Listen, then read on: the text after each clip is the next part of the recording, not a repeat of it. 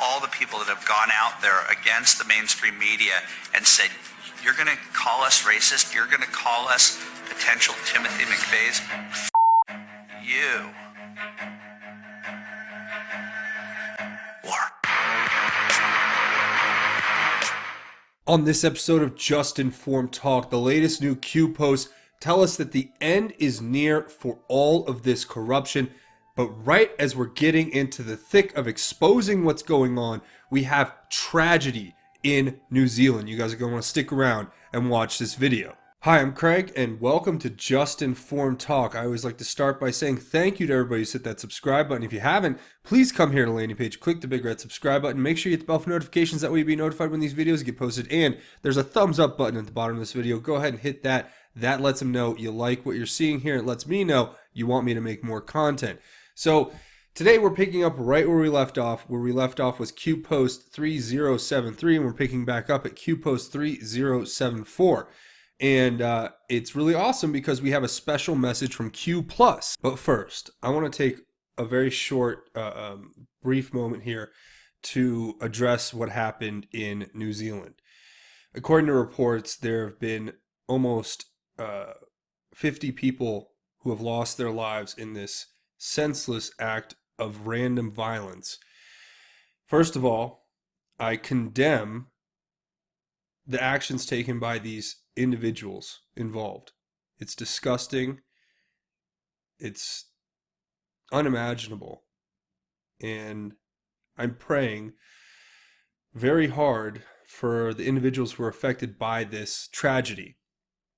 According to this report, there's almost 50 individuals who've lost their lives and 20 who are seriously injured.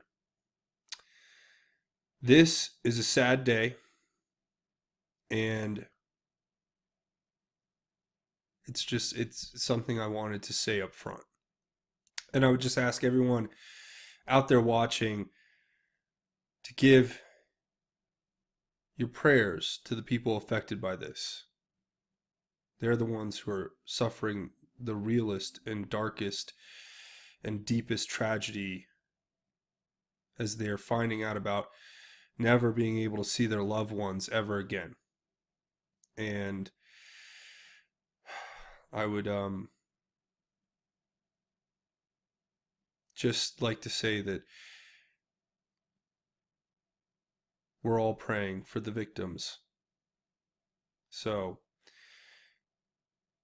that's pretty much where I wanted to start with that. And also getting back to the Q post and back to what we're here for, let's go ahead and say, if you guys want to get caught up on the Q post, I always let you guys know to come back here to the landing page, watch these last few videos, and it will get you caught up on everything that we've been covering here.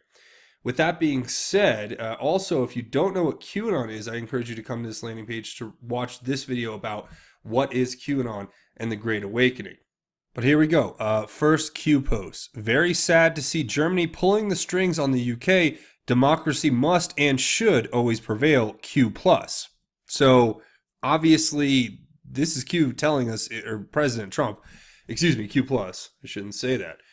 But we've kind of almost verified that Q+ might very well be POTUS himself. But we have two messages here. One is telling us that Germany is pulling the strings on the UK, which is referring directly to what's going on with Brexit.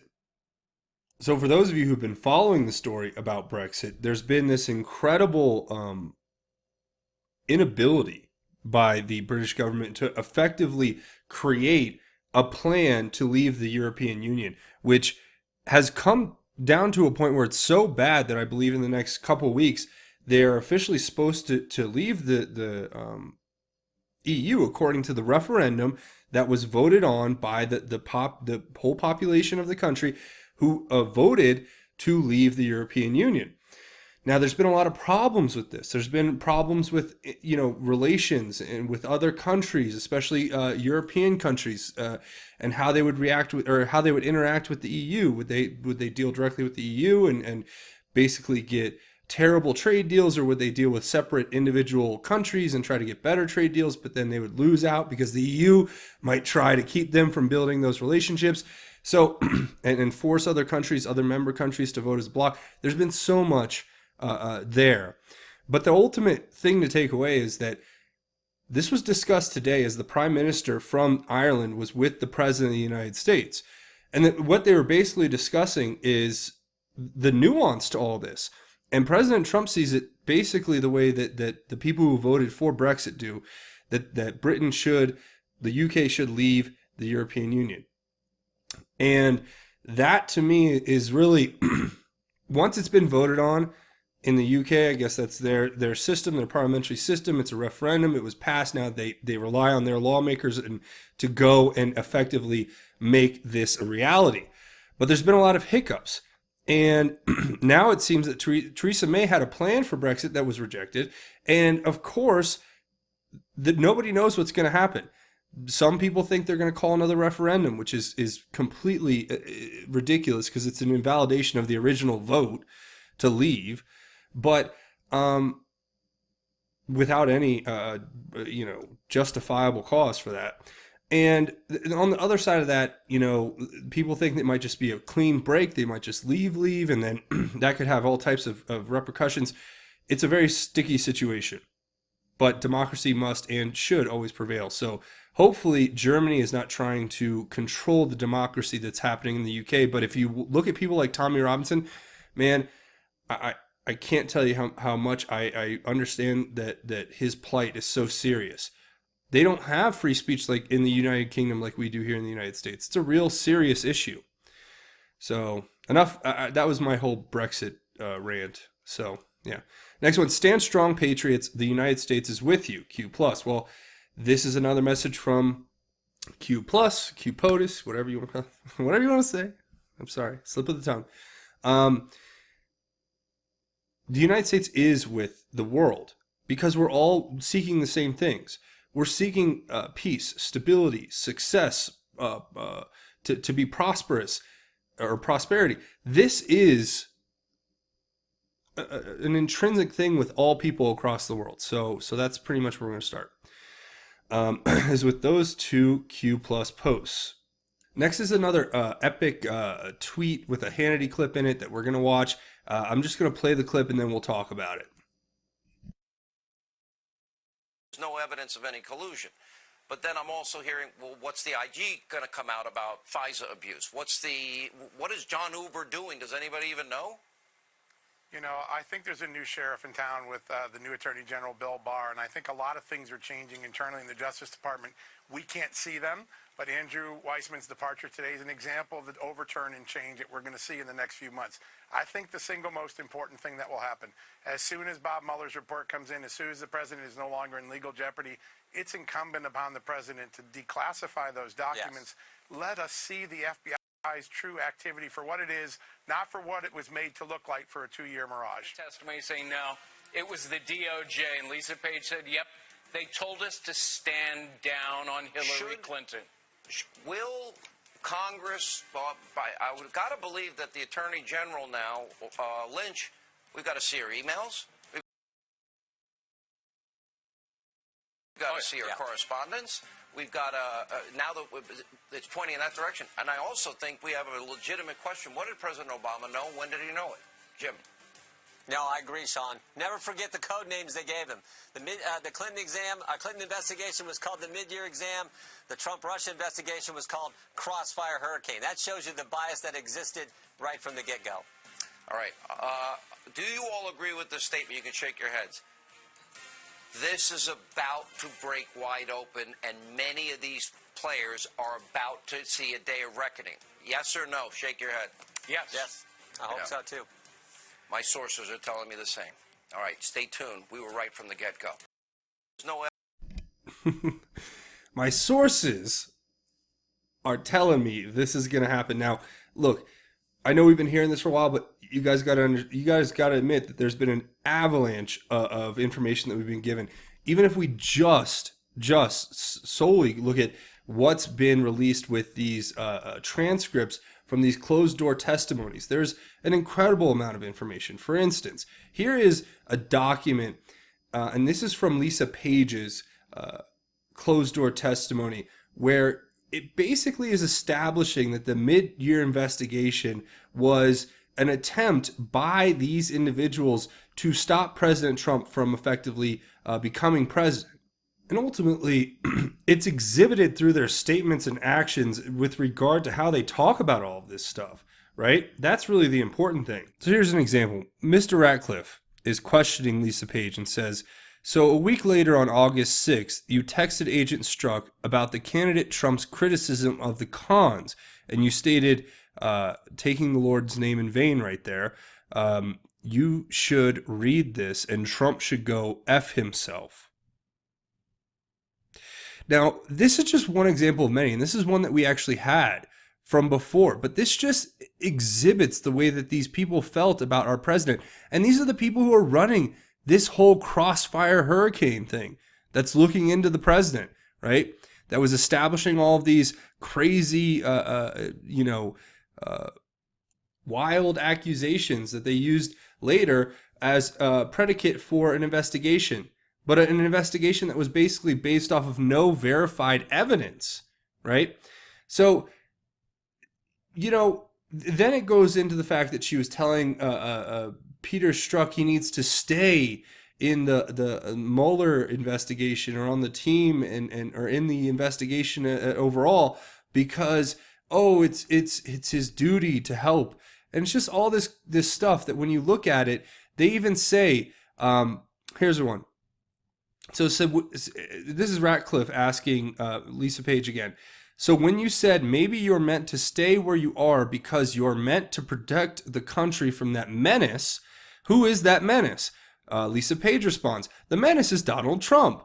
Oh, I'm very glad the top level agents at the FBI were texting one another and discussing how the duly elected president, who was democratically elected in our republic, is a menace, and that it's their calling to protect us somehow from him. I mean, I don't even know what to say at some point. And once you put their actual testimonies against one another, it's just even worse, even worse. So, that is more. There's more coming out of that. I'm gonna have to guarantee on that one. But the next one here is actually kind of an ominous warning. It's where Q says, be vigilant at all times. U.S., United Kingdom, France, Italy. See something, say something. Narrative change needed. Fake news attempting to rebrand harmful testimony and instead provide misleading info to their readers. Example gives us this Washington Post article, which talks about in the newly released transcript, former FBI lawyer fires back on charges that anti-Trump bias affected Trump and Clinton probe. No. You're only talking to the man that you're cheating with. He's cheating with cheating on his wife with you, and you're discussing how much you hate the president, and you're the top investigators at the FBI starting this crossfire hurricane investigation into President Trump, which has turned out to have no evidence and was predicated off of the Steele dossier, which is unverified, and it was Clinton Oppo research, which has direct ties to not only the CIA through Nellie Orr and Bruce Orr bringing the information, but also has ties to Russian intelligence with the way Christopher Steele compiled it. It has ties to all types of incredible corruption and malfeasance accusations. But you know what? You weren't affected. You had no bias, right? When you said insurance policy, you weren't insinuating that you were going to try to affect our government for your own political ambitions while basically pushing the law to its limits and in some cases crossing that line. No, you would never do that, right? I mean, it's insanity. It's crazy. It is like, it's really like, it's like, am I taking crazy pills right now when you read a headline like this? This is the Washington Post trying to justify this incredible animus and bias that obviously affected these people's ability to work as objective investigators, given the fact that they used this unverified Oppo research from the Clinton campaign in conjunction with an article written by a person whose source was the same guy who made that Oppo research, and then presenting that as two separate pieces of evidence to a FISA court in order to gain a warrant. And then having the deputy attorney general expand that warrant after the acting attorney or the official attorney general recuses himself, and then allegedly having sealed indictments against President Trump's children in some weird form of blackmail or extortion or whatever you want to call it. This is so important. And I know there's tragedies that are happening in the world, and I'm sure some of you are like, well, why aren't we focusing on that? Well, first of all, it is a tragedy. And most of those people who commit, and I'm talking about New Zealand right now, most of those people who commit these kind of acts seek the attention. And for us to give it to them is really antithetical to what we should believe in and want to do. We should not want to shine a light on them. We should address it. We should do our best to help ensure it doesn't happen again. And we should be there for the families of those individuals affected. But we should not give these psychopath, sociopath people, losers, if you will, any more platform, in my opinion. I think that's a big part of the problem. And I've not been perfect with it in the past myself, but I know a lot of Anons have been talking about this. I've been on the boards since it happened. This story, regardless, this story right here you're looking at, is so much more important just in the context of right now. And I'm not saying that it's apples to oranges. I'm not trying to compare the two. I'm not trying to say that one is better than the other, or one is more important. And when I say more important, I just mean there's apples and oranges. These are two different things, and we have to focus on what is being presented to us right now, because this is the real story that is going to affect us every day from here on. It's not going to be some exception to the rule that should draw our gaze away. It should be us focused with a laser beam on this that is establishing corruption as a rule in our country, and we need to undo this. And this is a very important step for our country in order to heal and become better again. But then Q says, enemy of the people, Q. So you understand right here, what Q's saying is plain. They're trying to rebrand the harmful testimony and mislead people into believing, oh, well, you crazy. Because I know I have people, friends, right, who if I put this on, let's say I put it on Facebook, I would get people literally posting this Washington Post article to me, and they would be like, you're crazy. Lisa Page, it wasn't bad what she did. And you're like, have you read the full transcripts? And it's frustrating. It's mind-numbingly frustrating. The next one here is Q actually addressing the tragedy that happened in New Zealand. And it says, basically not big enough to pull headlines news away, think days, Q. So I think the basic insinuation here is that the tragedy that has occurred